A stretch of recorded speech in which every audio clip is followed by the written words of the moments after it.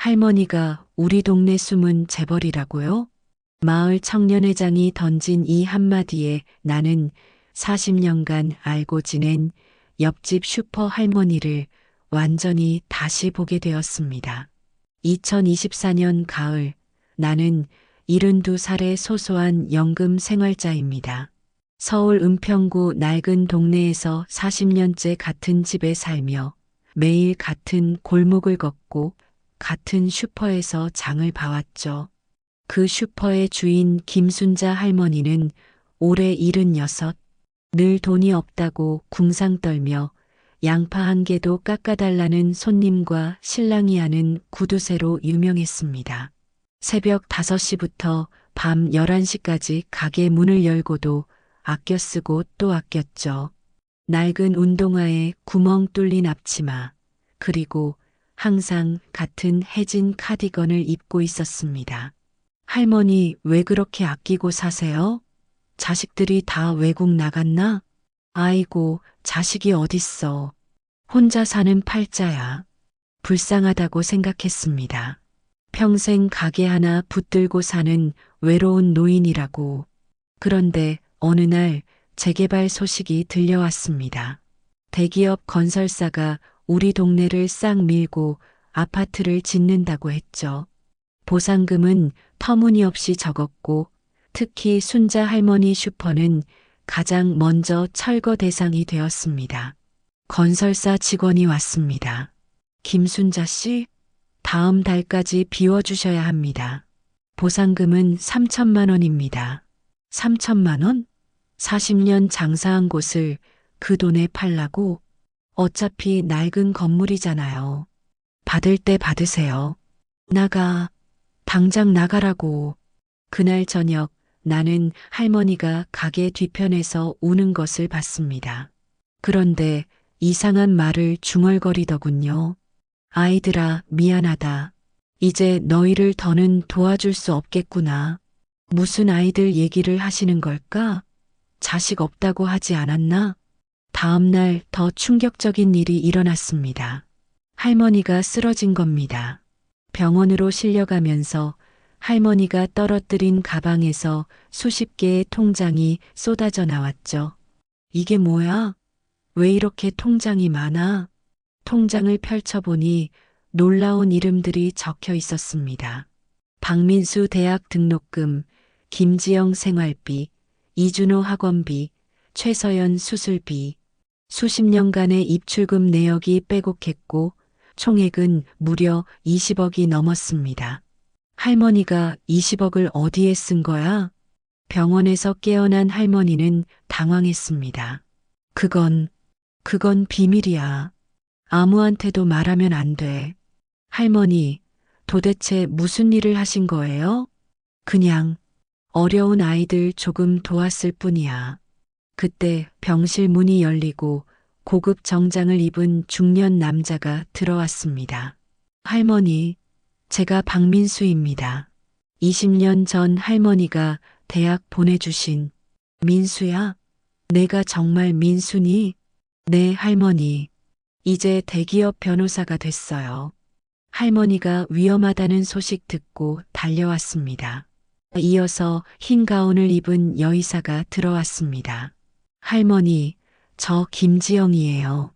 할머니 덕분에 의대 졸업했잖아요. 지영이도 왔구나.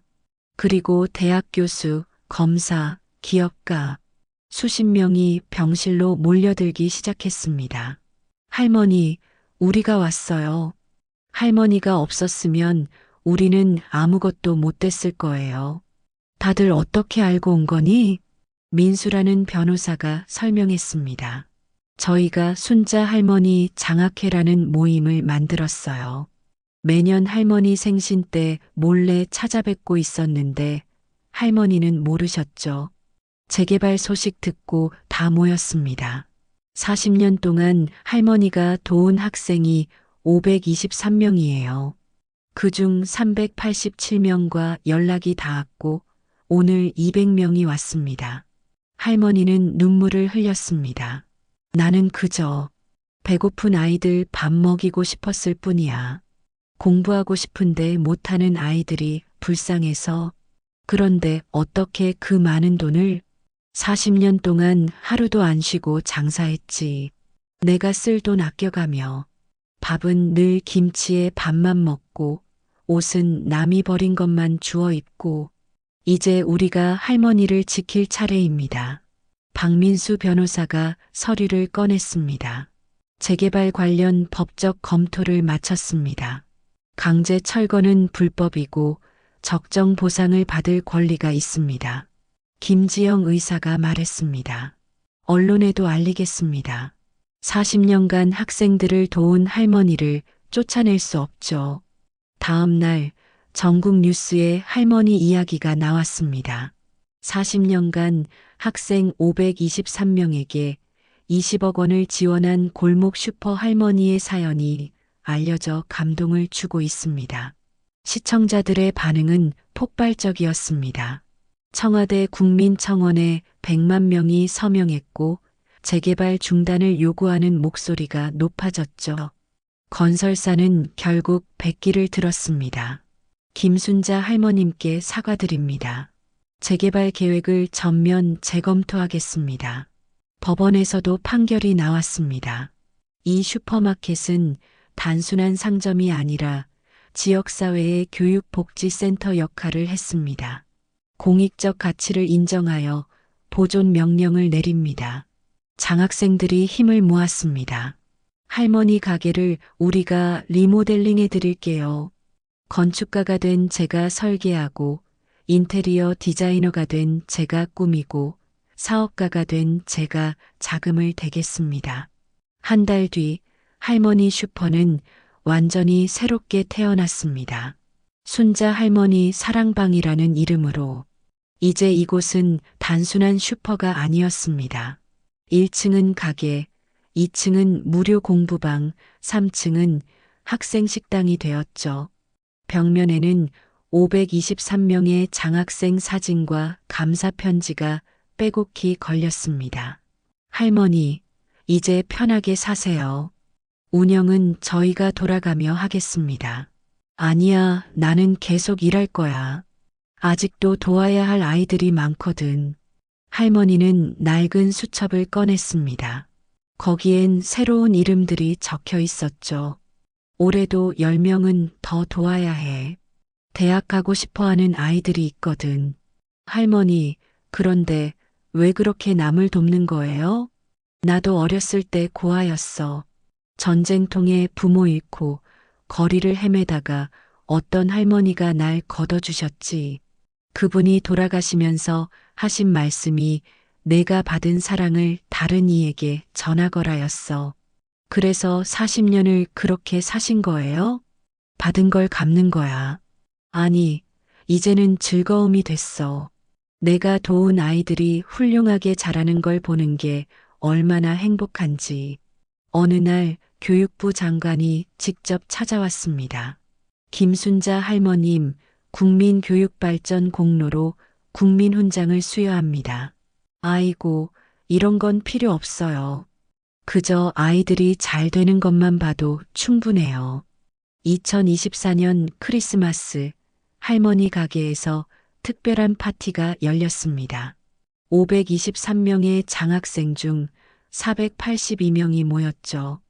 의사, 변호사, 교수, 기업가, 공무원, 교사, 각자의 자리에서 열심히 살고 있는 사람들이었습니다. 할머니, 저희가 순자 할머니 장학재단을 만들었어요. 이제 할머니처럼 어려운 학생들을 돕겠습니다. 매달 저희가 조금씩 모은 돈으로 100명의 학생을 돕기로 했어요. 할머니는 또 울었습니다. 하지만 이번엔 행복한 눈물이었죠. 내가 뿌린 씨앗이 이렇게 큰 숲이 되었구나. 지금도 할머니는 매일 가게 문을 엽니다. 하지만 이제는 혼자가 아닙니다.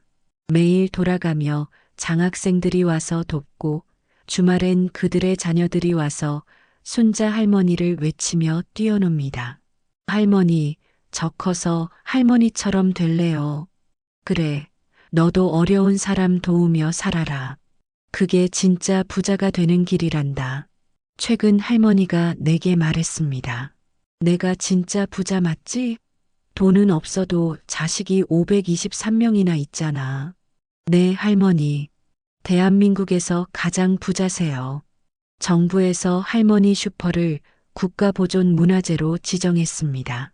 그리고 할머니의 일대기가 교과서에 실리게 되었죠. 어느 날 손자뻘 되는 아이가 물었습니다.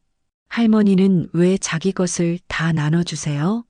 받으면 한번 기쁘지만 주면 평생 기쁘단다. 그리고 그 기쁨이 돌고 돌아 더 크게 돌아오거든. 할머니가 심은 나눔의 씨앗은 이제 거대한 숲이 되어 더 많은 아이들에게 그늘을 드리우고 있습니다. 매년 장학재단은 1000명의 학생을 돕고 있고 그 학생들이 또 다른 학생들을 돕는 선순환이 이어지고 있죠. 나는 이제 압니다. 진정한 부자는 가진 것이 많은 사람이 아니라 나눌 수 있는 사람이라는 것을, 그리고 우리 동네 구멍가게 할머니가 대한민국에서 가장 아름다운 부자라는 것을. 할머니는 오늘도 새벽 5시에 가게 문을 엽니다. 하지만 그 얼굴엔 더 이상 궁상맞은 표정이 아닌 세상에서 가장 행복한 미소가 담겨 있습니다. 나눔은 가난이 아니라 풍요의 다른 이름이었습니다. 끝.